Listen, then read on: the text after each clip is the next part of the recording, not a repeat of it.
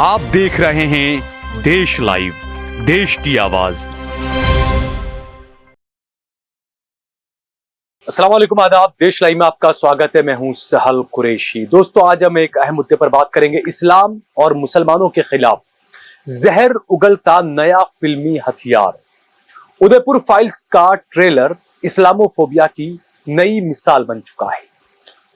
बॉलीवुड का इस्लाम विरोधी चेहरा एक बार फिर से बेनकाब हो चुका है। हमने पहले भी कई बार देखा द कश्मीर फाइल्स और द केरल स्टोरी जैसी विवादित फिल्मों के बाद अब एक बार और नफरत फैलाने वाली फिल्म उदयपुर फाइल्स का ट्रेलर सामने आया है, जिसका मकसद मुसलमानों के खिलाफ जहर फैलाना और इस्लामोफोबिया को हवा देना है। इस 2 मिनट 53 सेकंड के ट्रेलर की शुरुआत एक महिला एंकर के जरिए मीडिया पर कन्हैया लाल साहू की हत्या की खबर से होती है और वहीं से मुसलमानों के खिलाफ जहर फैलाने की शुरुआत होती है। मुसलमानों के इस्लामी इतिहास की महान शख्सियत हजरत औरंगजेब आलमगीर रहमतुल्लाह अलैह पर झूठे और बेबुनियाद इल्जाम लगाते हुए दिखाया गया है, जहां उन्हें मंदिरों को तोड़ने वाला और मुसलमानों को विदेशी हमलावर के तौर पर पेश किया गया है। इसके बाद ट्रेलर में ज्ञानवापी मस्जिद जैसे संवेदनशील मुद्दे को छेड़कर जहन साजी की जाती है, क्योंकि मैं हमेशा कहता हूं कि जो गोदी मीडिया है ना, उसका काम ही यही है कि आपके दिमाग को किस तरीके से कंट्रोल किया जाए। इस तरह की फिल्में दिखाया जाना, इस तरह के ड्रामे दिखाया जाना, इस तरह की एडवर्टाइजमेंट्स बनाया जाना, ये पूरी एक मुहिम चल रही है इस्लाम के खिलाफ। और इसीलिए इस फिल्म के ट्रेलर में जब आगे देखें आप, तो ज्ञानवापी मस्जिद जैसे संवेदनशील मुद्दे को छेड़कर जहनसाजी की जाती है और एक बार फिर से मुसलमानों को जालिम और सांप्रदायिक बताया जाता है।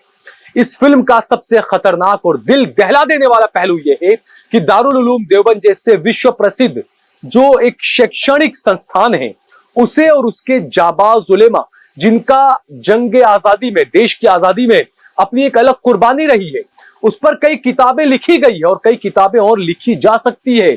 ऐसे शैक्षणिक संस्थान और उसके जाबाज उलेमा को कट्टरपंथ के साथ में जोड़ने की एक कोशिश की गई है, एक साजिश की गई है, विशेष रूप से जमीयत उलमाए हिंद को, क्योंकि हम देखते हैं कि जो दारुल उलूम देवबंद है उसमें जमीयत का कितना बड़ा रोल रहा है हमेशा। तो इसके जो चेहरे जो दिखाए गए इस फिल्म के अंदर, कहीं ना कहीं जमीयत उलमाए हिंद और देवबंद के उलेमा को बदनाम करने की एक कोशिश, एक साजिश यहां पर की गई है। और इससे भी बढ़कर एक जो गुस्ताखी ये की गई है कि पैगंबर इस्लाम हजरत मोहम्मद सल्लल्लाहु अलैहि वसल्लम और हजरत मां आयशा रज़ियल्लाहु ताला अन्हा के संबंध में आपत्तिजनक और घिनौनी भाषा का इस्तेमाल इसमें किया गया है, जो हर मुसलमान के दिल को जख्मी कर देने के लिए काफी है। एक और बेहद शर्मनाक दृश्य में दाढ़ी टोपी पहने हुए एक व्यक्ति को एक बच्चे के साथ कुकर्म करते हुए दिखाया गया है, ताकि मुस्लिम उलमा, मदरसों और इस्लामी मूल्य जो व्यवस्था है उसको बदनाम किया जा सके। ट्रेलर का अंत जो है वो सर तन से जुदा जैसे नारे के साथ होता है, ताकि इस्लाम और मुसलमानों को खूंखार और हिंसक धर्म के रूप में जो है वो प्रचारित किया जाए। जो हिंदू है बेचारे, जो सनातनी है, कई भोले भाले लोग हैं, जो समझदार है वो तो समझते हैं, लेकिन कई ऐसे जो बेचारे जो नहीं समझते हैं, नासमझ किस्म के जो लोग होते हैं, वो ऐसी फिल्म देखकर सोच लेते हैं हाँ मुसलमान ही ऐसे होते हैं। और एक जहरीला पैकेज जो है वो इस फिल्म के रूप में 11 जुलाई को सिनेमा घरों में पहुंचकर आम लोगों के दिमागों में जो है वो मुसलमानों के खिलाफ नफरत भरने का काम करेगा। सिर्फ नफरत ही नहीं बल्कि जहर भरने का काम करेगा। यह न सिर्फ मुसलमानों की गहरी तौहीन है, बल्कि देश की गंगा जमुनी तहजीब और सांप्रदायिक सौहार्द के लिए भी एक बड़ा खतरा है।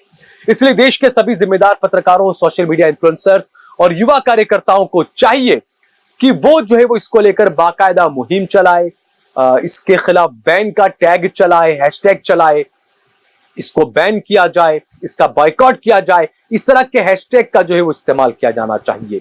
इसकी हकीकत को सामने लाने के लिए वीडियो, लेखों, आर्टिकल्स, पोस्टर्स के जरिए सोशल मीडिया पर एक जनमत तैयार किया जाना चाहिए।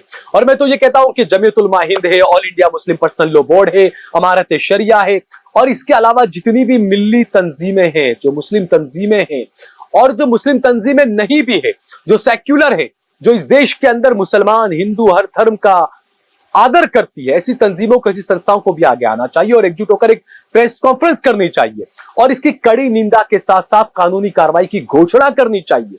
यह सिर्फ एक फिल्म नहीं है, बल्कि एक मानसिक युद्ध है जो मुसलमानों के खिलाफ लड़ा जा रहा है। अगर तुरंत संगठित, शांतिपूर्ण और कानूनी तरीके से इसका अगर मुकाबला नहीं किया गया तो यह नफरत की आग केवल मुसलमानों तक सीमित नहीं रहेगी, बल्कि पूरे मुल्क को अपनी चपेट में ले लेगी।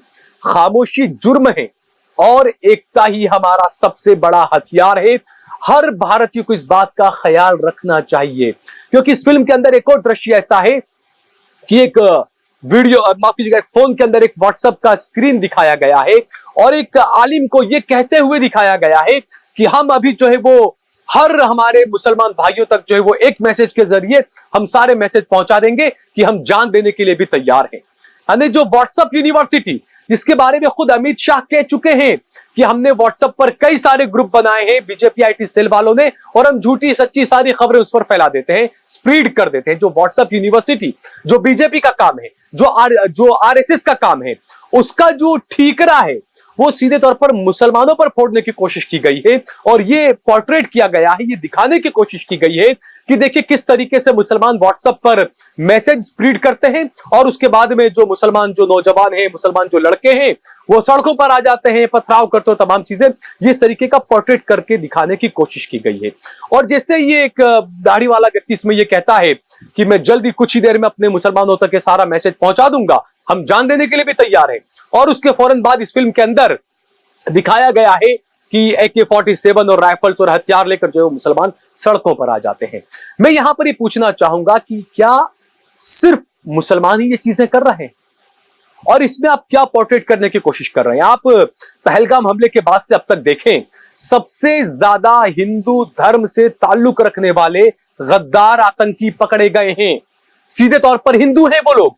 हालांकि हम नहीं कहते कि हर हिंदू आतंकवादी होता है, आतंकवादी का कोई धर्म नहीं होता है, इस बात को समझना होगा। और जो बातें कर रहे हैं व्हाट्सएप यूनिवर्सिटी की, जैसा मैंने बताया, ये काम तो आरएसएस का और बीजेपी आईटी सेल का है कि फेक न्यूज चला दी जाए। अमित शाह खुद इसको कबूल कर चुके हैं कि हाँ, हम इस तरीके से न्यूज जो है वो व्हाट्सएप यूनिवर्सिटी के जरिए झूठा सच्चा सब कुछ चला देते हैं।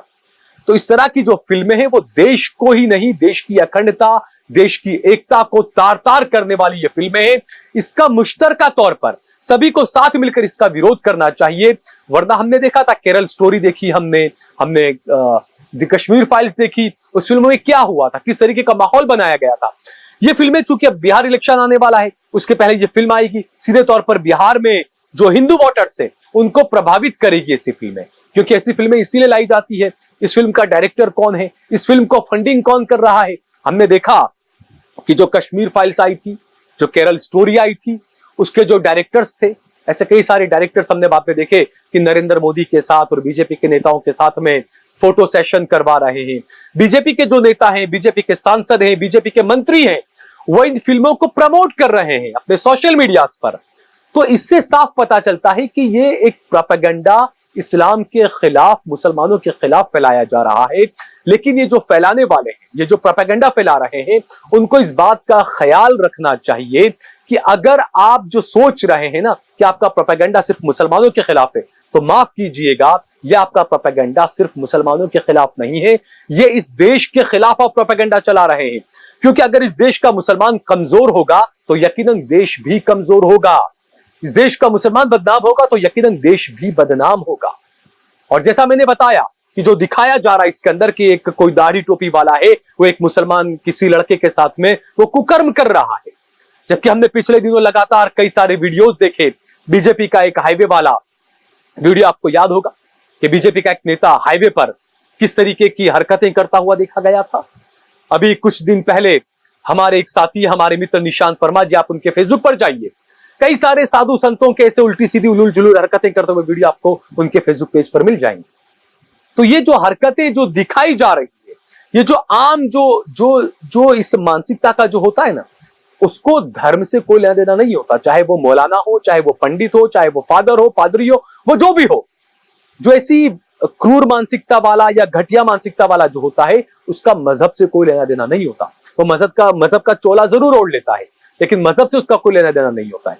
तो ये जो फिल्म आ रही है, इस फिल्म में जिस तरीके से कन्हैयालाल की हत्या का जो मामला दिखाया गया और उसके बाद जो जो चीजें दिखाई गई, यकीनन सीधे तौर पर इस देश के जनमानस के अंदर इस्लाम के खिलाफ और मुसलमानों के खिलाफ एक नफरत भरने का प्रोपेगेंडा इस फिल्म के जरिए आप तक 11 तारीख को पहुंचाया जाएगा।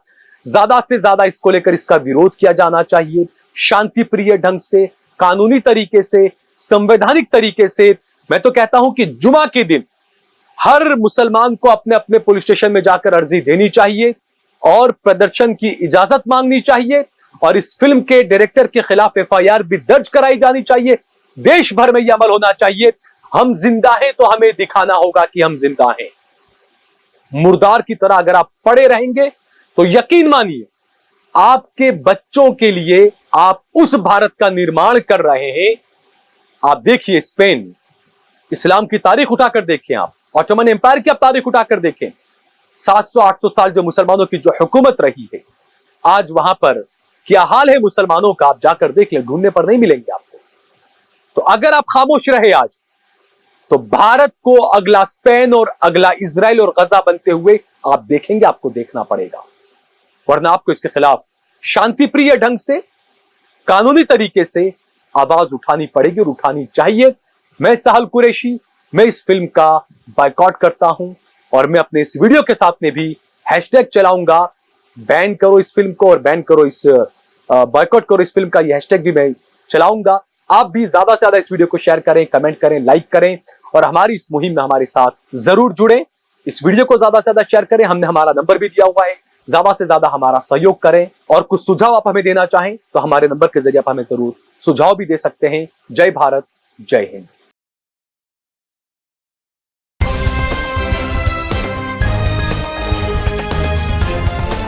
देश और दुनिया की तमाम छोटी और बड़ी खबरों के लिए हमारे चैनल को सब्सक्राइब करना न भूलें और बेल का बटन जरूर दबाएं।